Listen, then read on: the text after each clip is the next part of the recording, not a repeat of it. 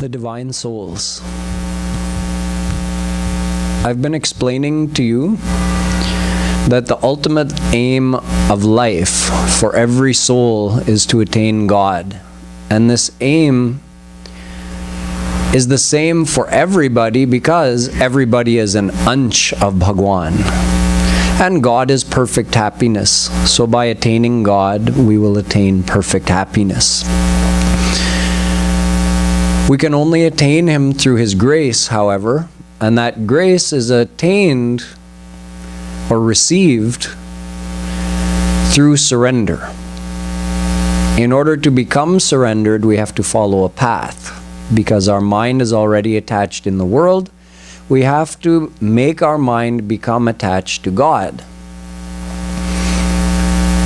Out of all the paths that are described in our scriptures and by saints, they all come in three categories: karma, jnana, and bhakti. So from yesterday we started to discuss about the path of karma. The path of karma means the path of good actions. As I mentioned yesterday, although the Vedas are very extensive, 100,000 mantras, yet they're divided into three major sections or three major topics. Those mantras that relate to the path of good actions, the path of karma, dharma. Those mantras that relate to the path of jnana and the path of knowledge. And those mantras that relate to the path of bhakti or devotion.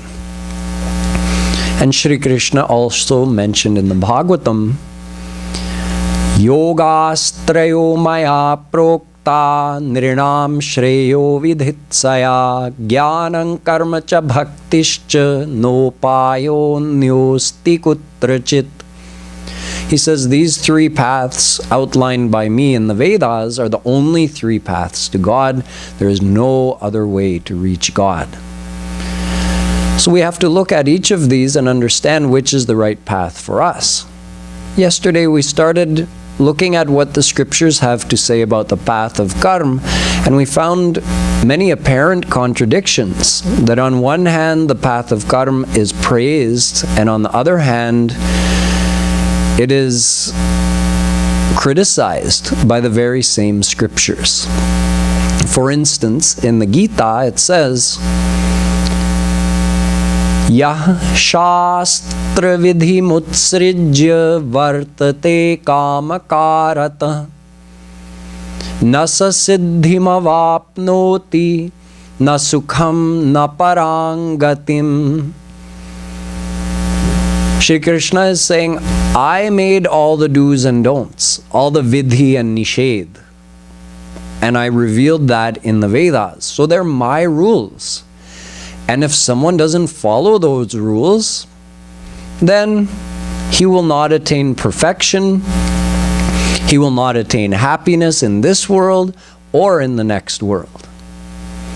Yet, in the same Gita, Shri Krishna says to Arjuna, Traigunya Vishaya Veda Nistraigunya Bhavarjuna. Hey Arjun, the topic of karma in the Vedas keeps you within the three gunas of Maya, Sattva, Raj, Tam, and you have to go beyond that. In other words, you have to go beyond those teachings related to the path of karma that are in the Vedas. So you see, it's hard for a person to decide that is the path of karma recommended or is it not recommended? Which is it?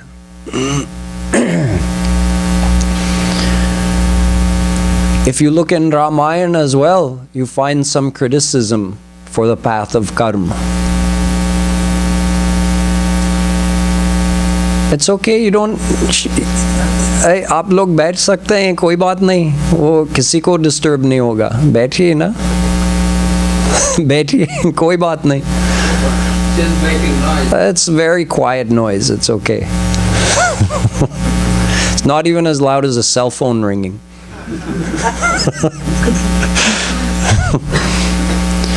So the Ramayana also says regarding the defilements or the illnesses that afflict the human mind, that we all have some illnesses. Just like physically we're affected or afflicted by 3 types of imbalance according to Ayurveda. We have the Vata imbalance, the Kapha imbalance, and the Pitta imbalance. 3 different ways that the body can be out of balance. Similarly, Ramayana says that we have Karm, Lobh, and Krodh. These are the 3 main imbalances of the human mind. So Karm is compared in Ramayana to the Vata Rog. Lobh is compared to Kapha Rog, and anger, Krodh, is compared to Pitta Rog. They're related, you can say.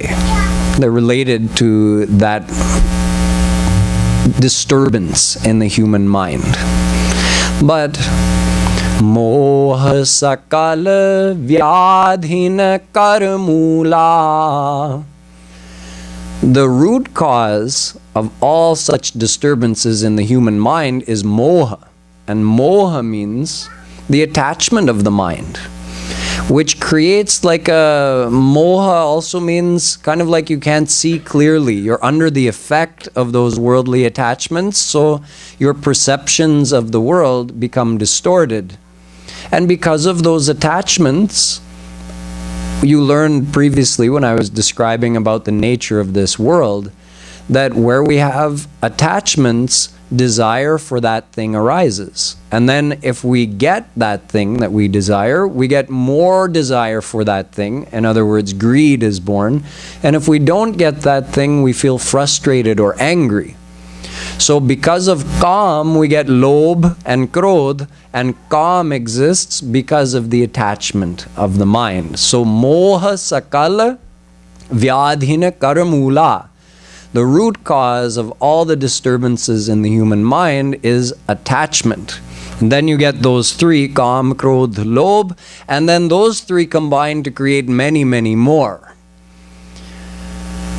So Tulsidas Ji says, Ek vyadhi vasham nar marahi ye asadhya bahu vyadhi.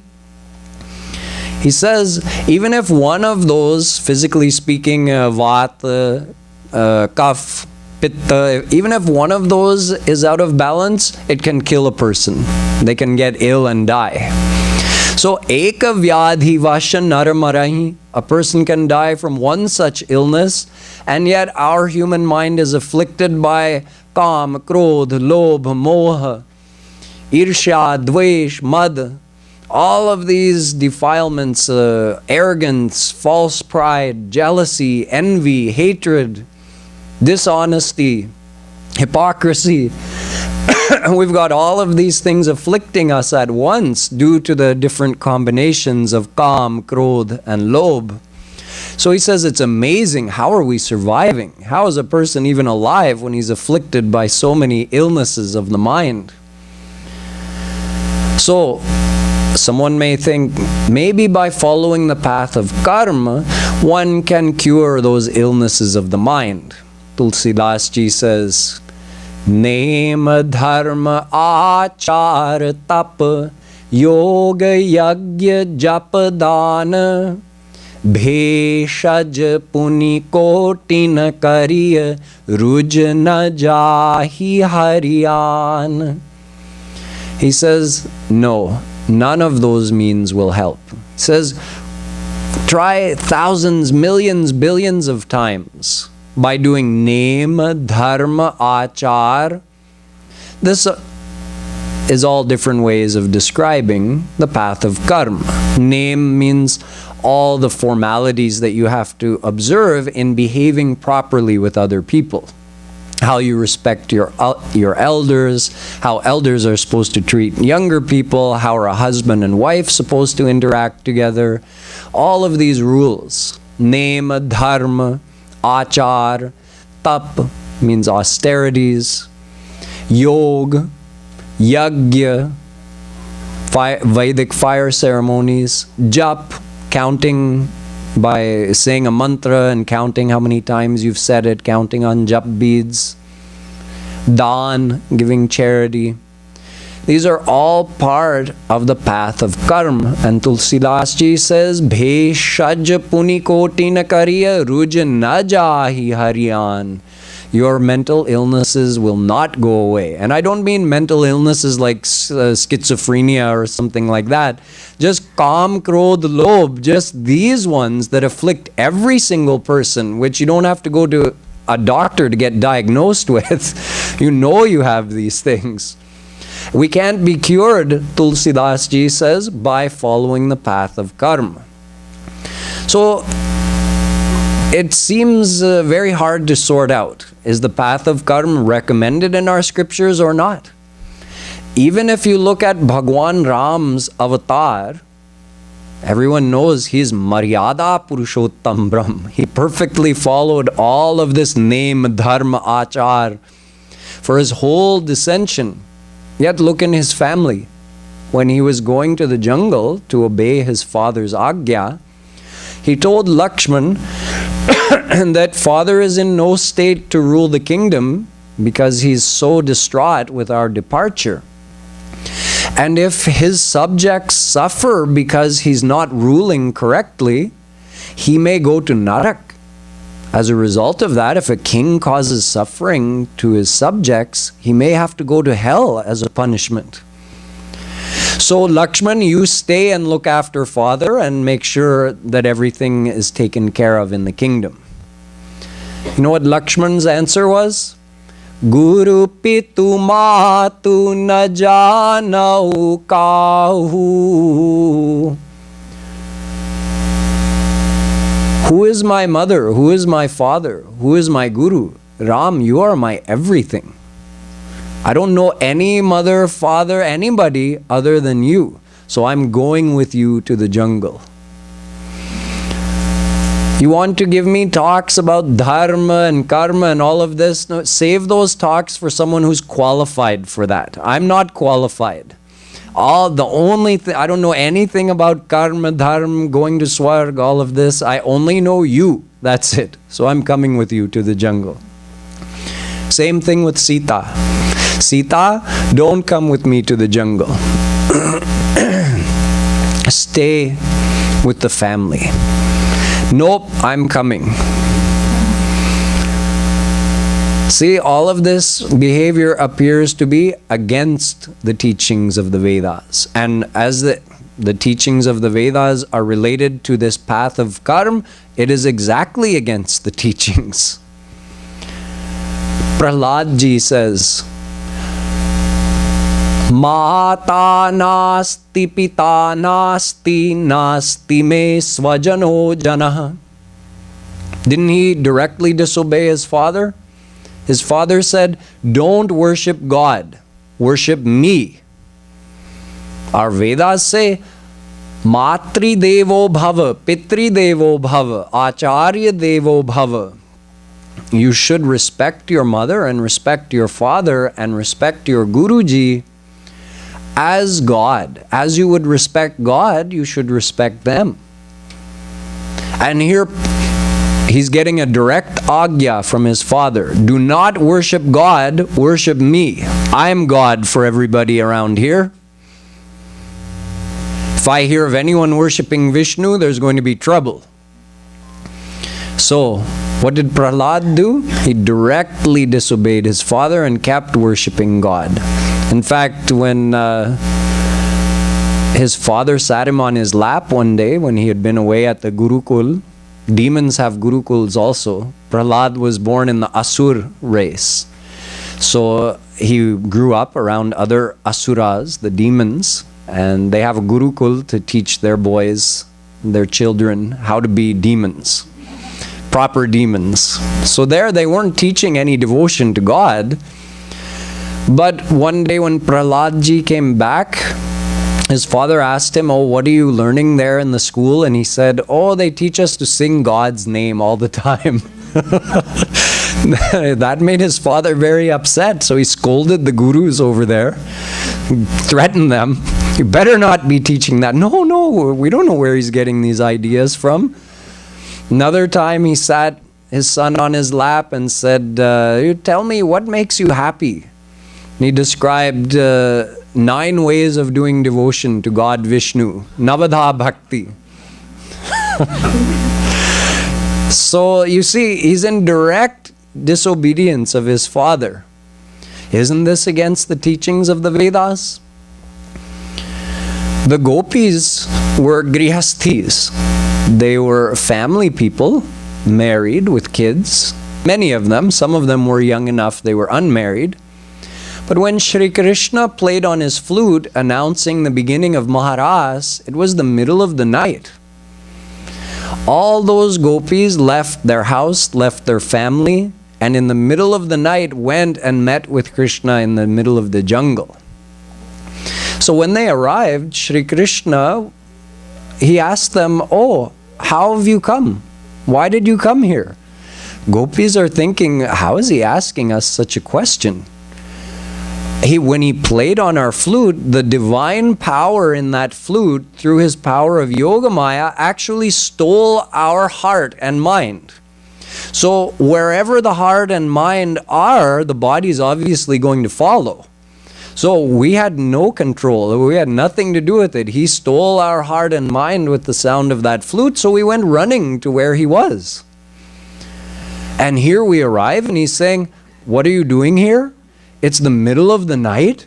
You're young ladies. You shouldn't be out alone in the jungle. You should be at home." Bhartu shushrushanam strinam paro dharmo hyamayaya tadbandhunancha kalyanya prajananchanuposhanam. Bhagavatam. Shri Krishna is lecturing the gopis. Do you know that your supreme dharma, your supreme duty, is to look after your husbands and your children and all your relatives? What are you doing here? You left all of them to come here? Don't you know that's against the Vedas? If you do such behavior, you might have to go to Narak, whereas if you do your dharma, you might get to go to Swarg. He's giving them a lecture like this. So gopis listened for a long time. In the end, they answered Shri Krishna, because he was telling them, go back right now, get out. So they said, Yat patya patya suhrida manuvrittiranga strinam swadharma iti dharma vidatvayoktam astveva me tadupadesha pade tvayishe preshtho bhavan stanubhritang kila bandhuratma. They said, "O Krishna, you are the husband of all the souls. Patim patinam." It's said, you yourself have said it in the Vedas. You are the husband of all the souls, so you're the husband of our husbands as well. And you have brought us here tonight by playing on your flute, and we're not going anywhere. We're stuck to you.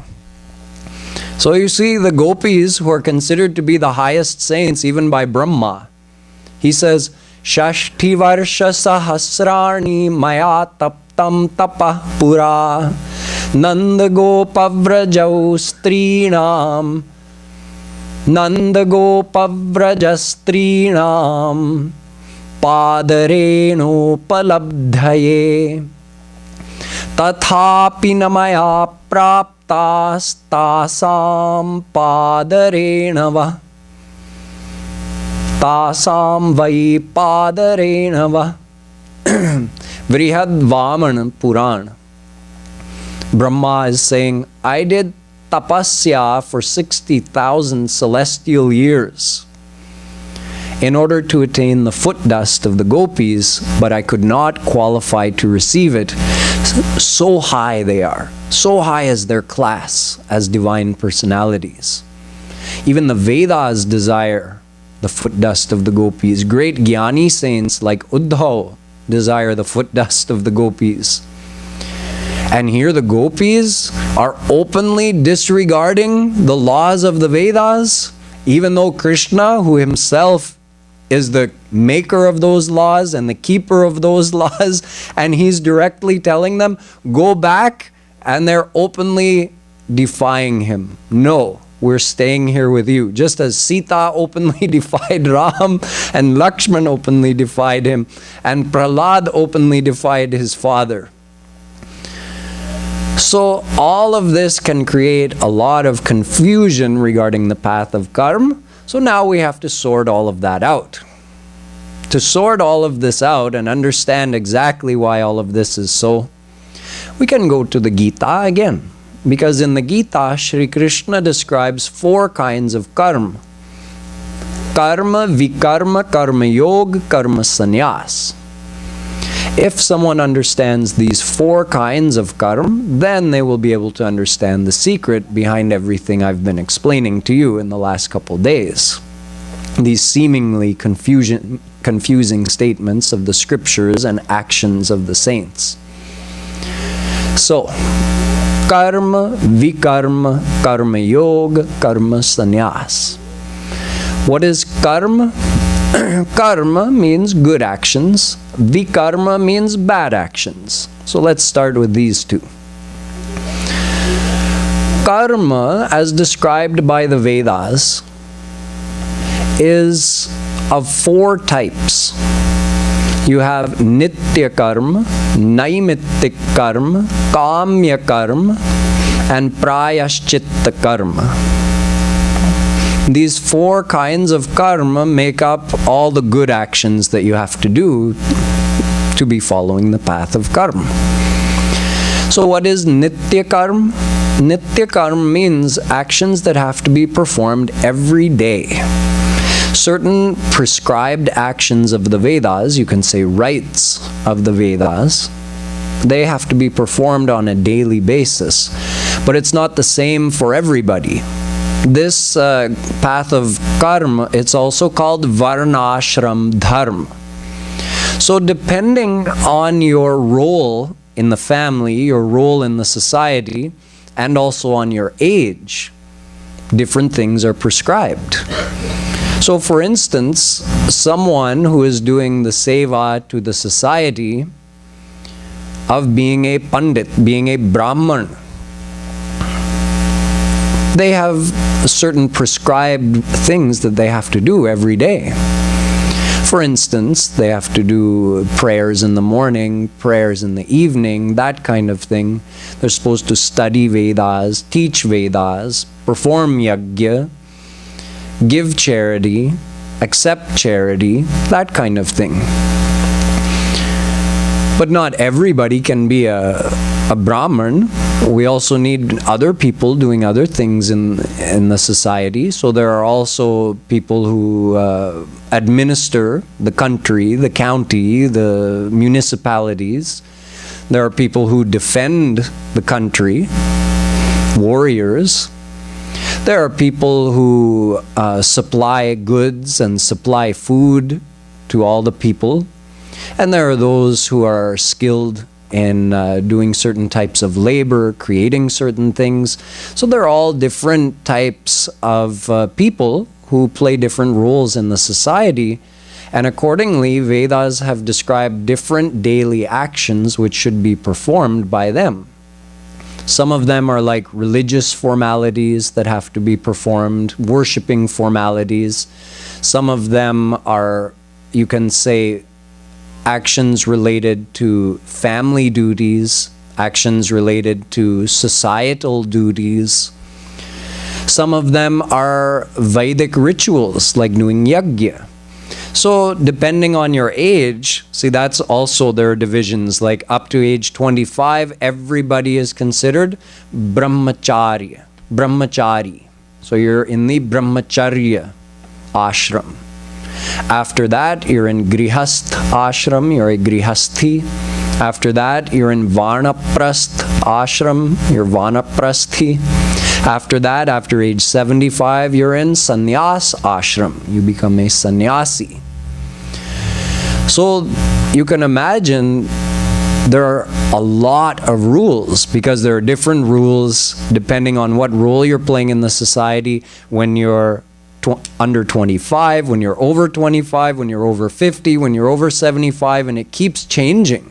So that's why there's 80,000 mantras in the Vedas related just to this path of karma. All the different do's and don'ts for different types of people at different ages and different roles in the society and the family. So it's all explained in detail in the Vedas, and people are supposed to follow that. If you follow that, you're being a good person.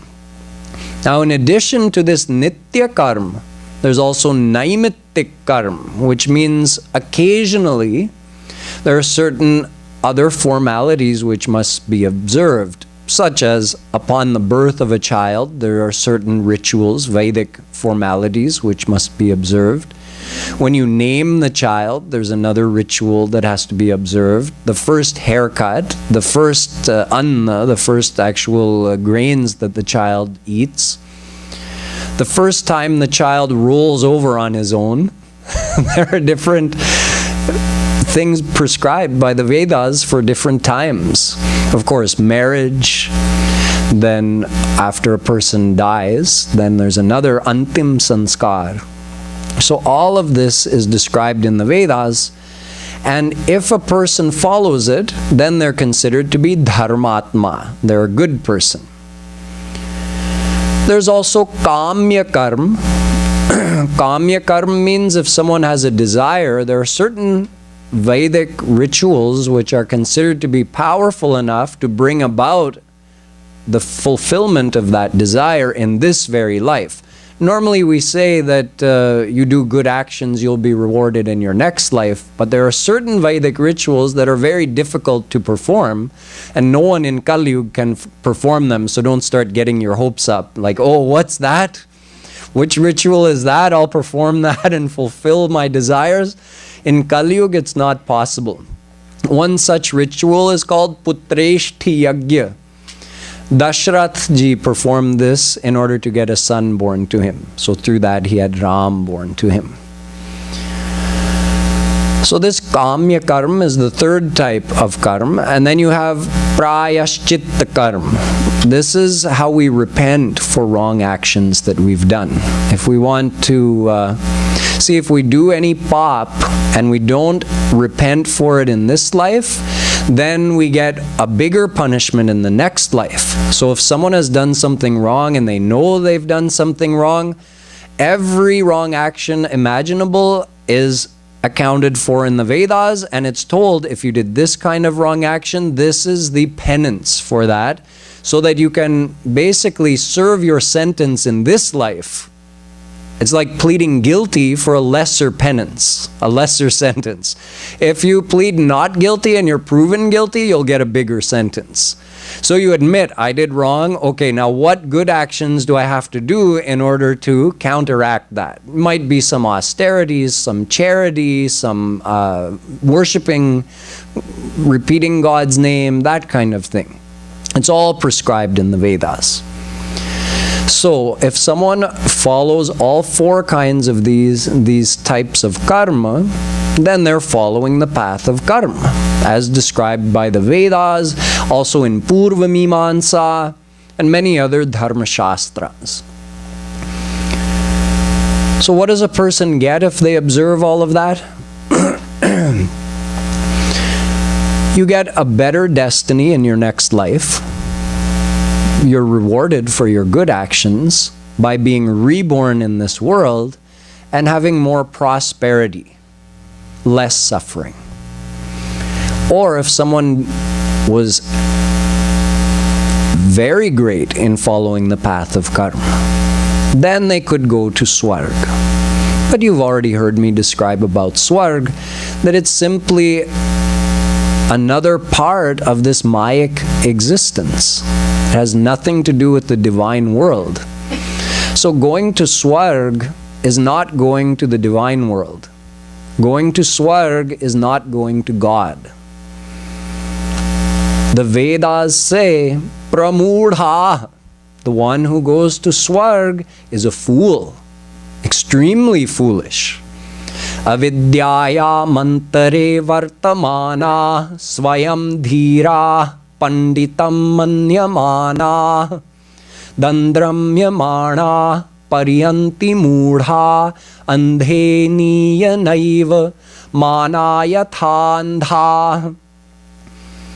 Kathopanishad says, the one who listens to someone else's speech telling him follow this path of karma so you can go to Swarg and enjoy is blind, and he's being led also by a blind person. So what will be the outcome of that? One blind person leading another blind person, both will fall in the ditch and fail to reach their goal.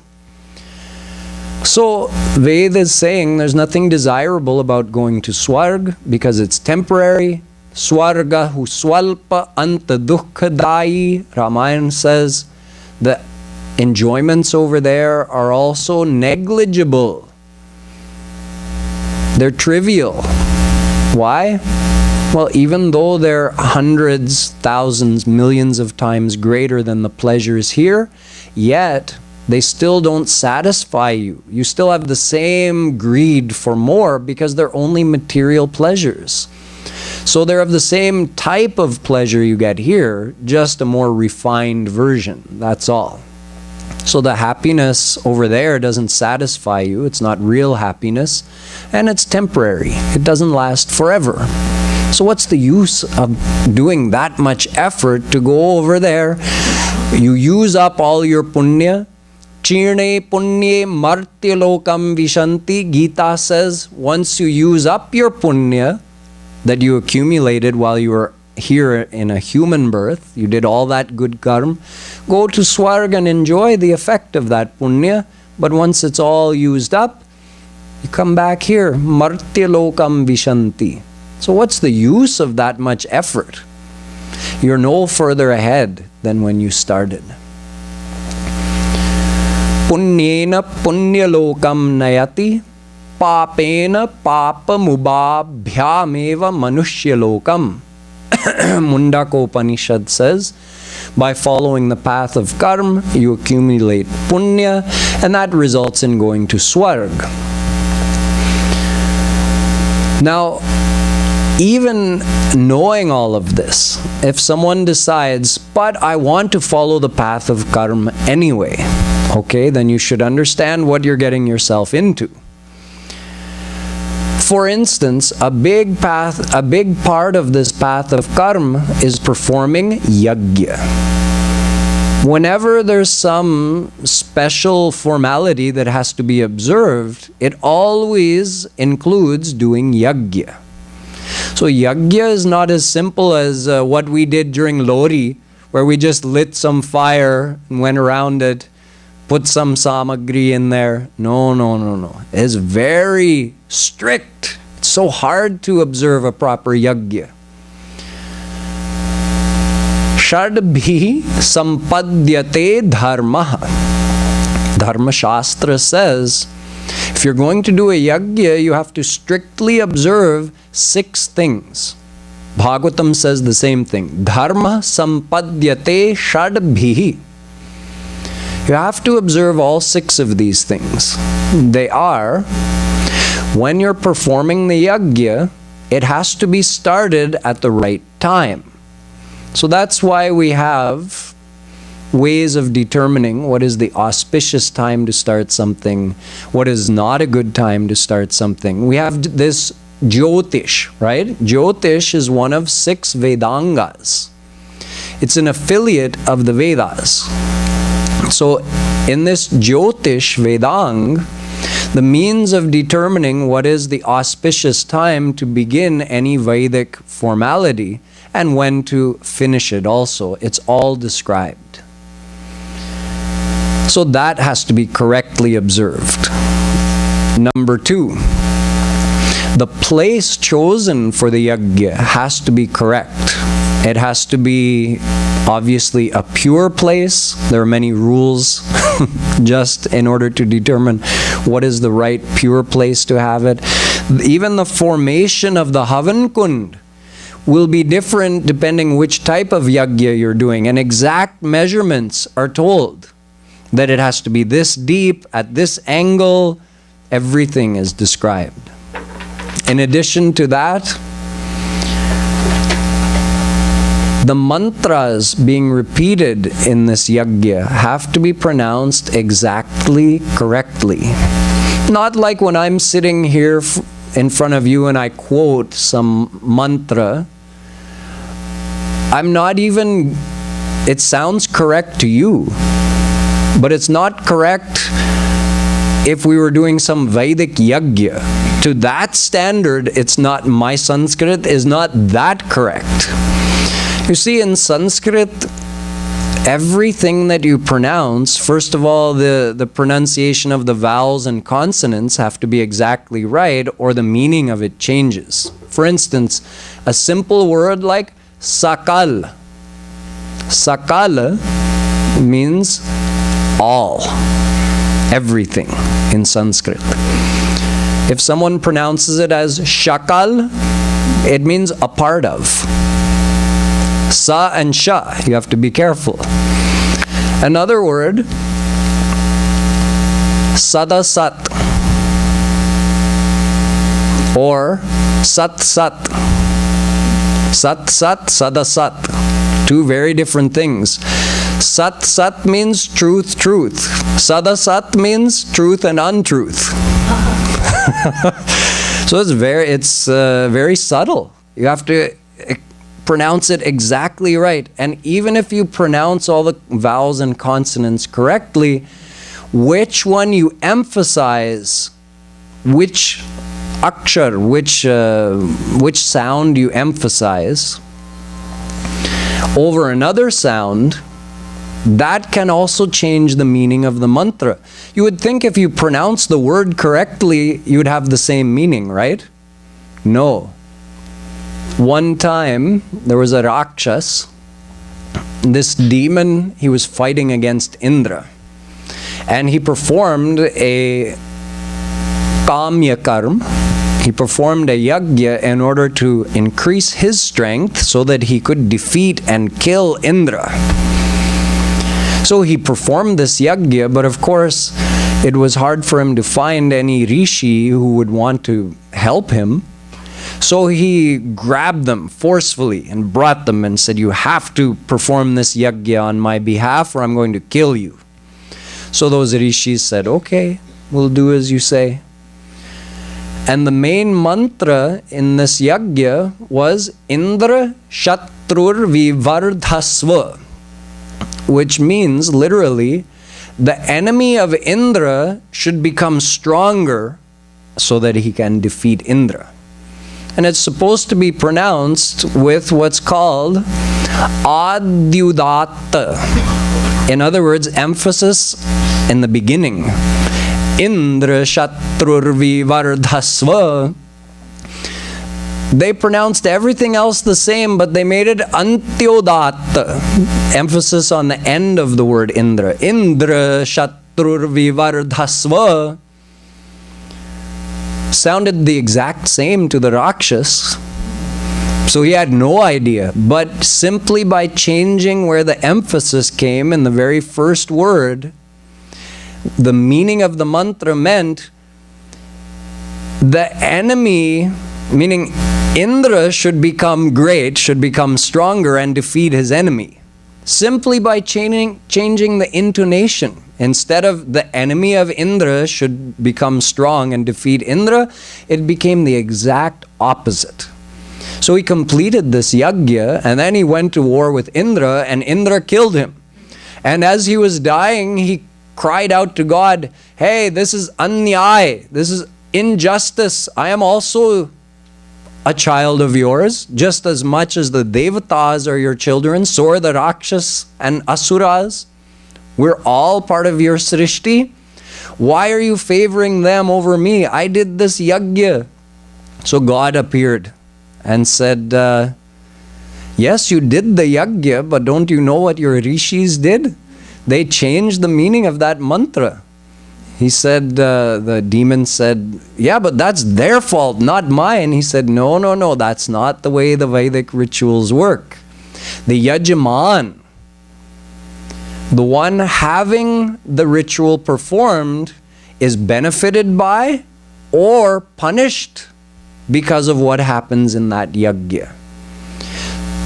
So, you see, the rules of performing a yajna are very difficult to follow. You also have to, the dravya. Dravya means what's offered into the fire, and also what's offered in charity to the people you've called to that yajna. So, the yajna itself can't just be performed with anything. Let's say, you see, a Brahman, it's described in the Vedas, the Brahman is supposed to make his living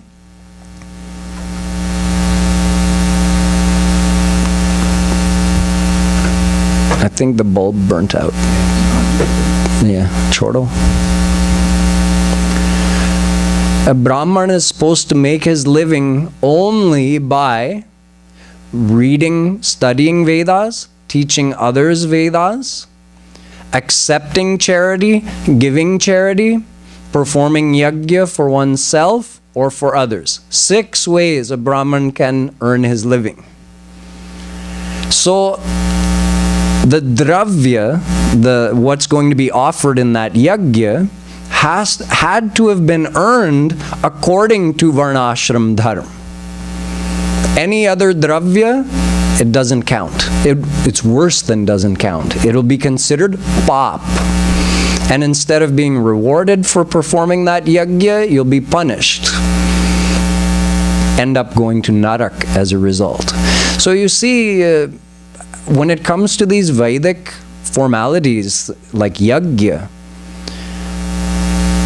someone may say, but oh, God says, Patram pushpam phalam toyam yo me bhaktya prayachati tadaham bhakti upahrita mashnami prayatatmana Gita. It doesn't matter what you offer me. If you offer it with love, I accept it. So what is all this about all these rules in the yajna? Rule number 5 being the Pandit performing the yajna, he has to be of pure mind and pure intention and have faith that what he's offering into the fire is being... Yajna is done for celestial gods, devtas.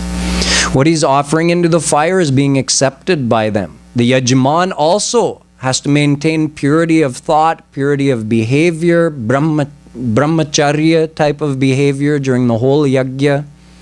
He also has to have faith that his offerings are being accepted by the devtas.